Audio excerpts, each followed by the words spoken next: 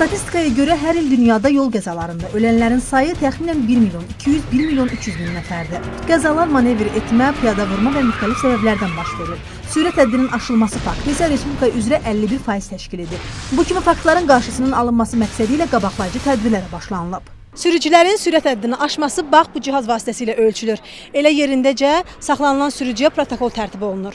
Azərbaycana yeni gətirilən bu cihaz bir sıra funksiyalara malikdir. Sürət ölçən cihaz daha çox sürət həddinin aşılması ehtimal edilən yerlərdə, yəni magistral yollarda səyyar şəklində quraşdırılır. Eyni zamanda həmin cihazın aeroport istiqamətində və yaxud Fəhlə prospektində də qurulması nəzərdə tutulub ki, bu kimi tədbirlər tərəfimizdən mütəmadi olaraq davam etdiriləcəkdir. Prado markalı avtomaşın 60 km/saatda sürət məhdudiyyəti olan yolda 101 sürətlə hərəkətini davam elətdirdi. Saxlama işarətinə məhəl qoyaraq hərəkətini davam elətdirdi. Xahiş edirəm, qanun tədbirini görün.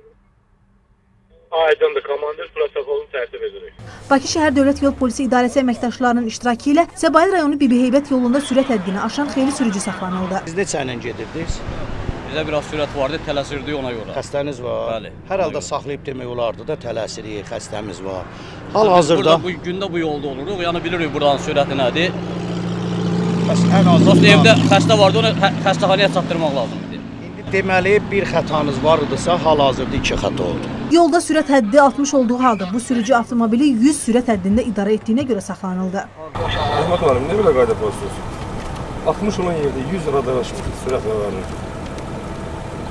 Lakin polisin saxlama əməliyyatına məhəl qoymayıb tabeçilik göstərməyən sürücülər də oldu.